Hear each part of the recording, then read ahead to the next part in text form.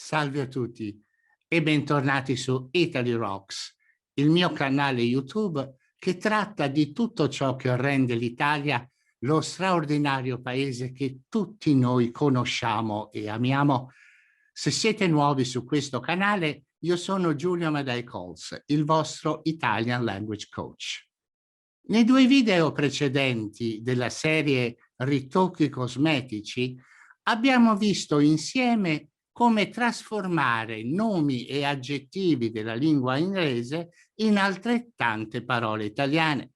Nel passaggio da una lingua nell'altra, la funzione grammaticale della parola rimane esattamente la stessa. Ora ci potremmo domandare: è possibile operare la stessa trasformazione con verbi della lingua inglese? E che cosa accade al significato e all'uso dei verbi una volta che sono stati trasformati in parole italiane? In questo video daremo una risposta a queste due domande. Convertiremo verbi inglesi derivanti dal latino in verbi italiani della seconda coniugazione, ovvero in ere. Ecco la lista di verbi inglesi e dei corrispondenti verbi italiani dopo la trasformazione.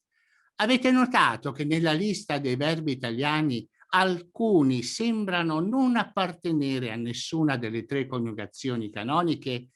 Restate con me fino alla fine, mi raccomando, perché nella seconda parte del video vedrete non solo che le coniugazioni italiane non sono solamente tre, ma che questi verbi anomali si coniugano in italiano esattamente come verbi della coniugazione in ere.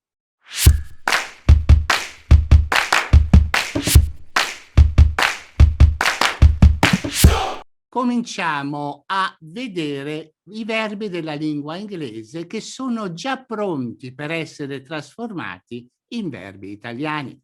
Ci renderemo conto che il verbo inglese è la radice del corrispondente verbo italiano, a cui non resta che aggiungere la desinenza ere. Per la trasformazione useremo lo stesso procedimento che vi ho mostrato per i verbi in are nel video Scambia e aggiungi parte seconda, dove ho trattato in dettaglio questa trasformazione.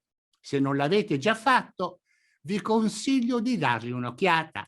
Il link è in descrizione. Vi elenco le forme verbali che costruiremo oggi partendo dall'infinitive del verbo inglese. Infinito, participio presente e passato, la prima persona singolare del modo indicativo, tempo presente. Ecco i verbi. To tend, infinito, tendere. Participio presente, tendente. Participio passato, teso. Indicativo presente, tendo. To vend, infinito, vendere. Participio presente, vendente. Participio passato, venduto. Indicativo presente, vendo.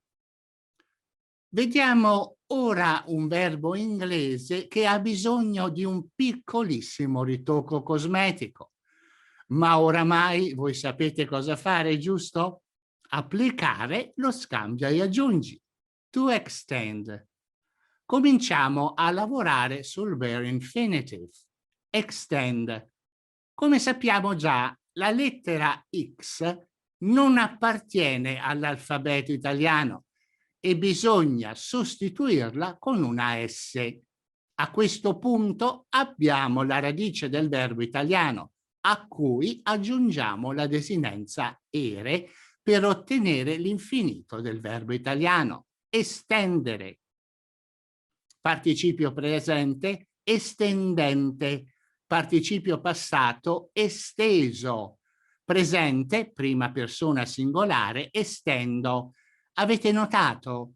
La desinenza del presente indicativo, prima persona singolare, è la radice del verbo, e cioè il bare infinitive inglese, con l'aggiunta di una delle vocali canoniche, la Ho un consiglio. Una volta che avete formato la radice del verbo italiano, cercatela sul vocabolario in modo da ottenere l'infinito del verbo italiano e quindi a quale coniugazione esso appartiene.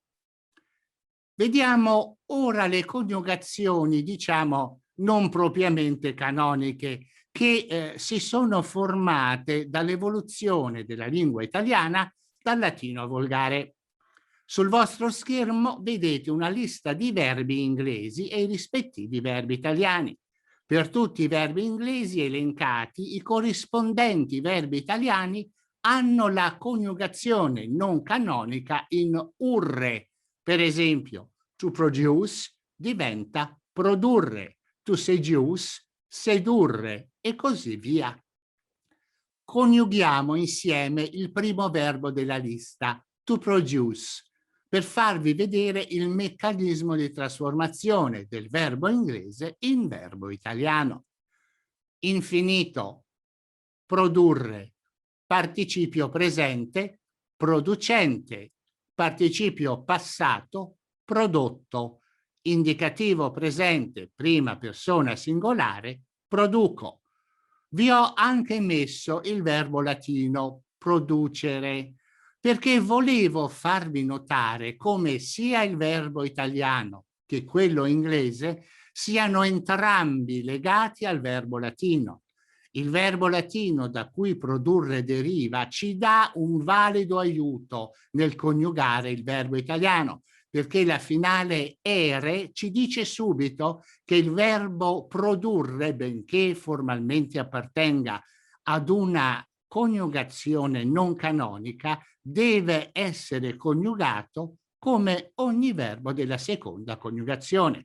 Attenzione, mi raccomando, verificate sempre il significato di tutte le forme verbali che avete creato sul dizionario italiano. Il prossimo esempio vi illustra quanto questa verifica sia importantissima per aumentare la fiducia in voi stessi mentre studiate e create la lingua italiana. To suppose, infinito, supporre. Questo verbo appartiene alla coniugazione non canonica in orre, participio presente, supponente. Potremmo essere tentati di usare supposing come equivalente inglese, proprio come abbiamo fatto per producente e producing.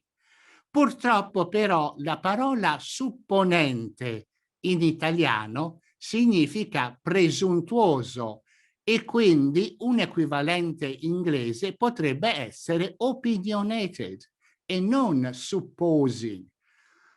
Questo perché in italiano supposing significa ipotizzando. Qui siamo di fronte ad un cosiddetto false friend, falso amico. Qualche volta questo accade, ma non fatevi scoraggiare dall'applicare i metodi che via via vi ho presentato, perché soltanto sbagliando si apprende. Personalmente ho sempre considerato i false friends un aiuto eccezionalmente valido nel processo di apprendimento della lingua inglese. Torniamo ora alle forme verbali che rimangono.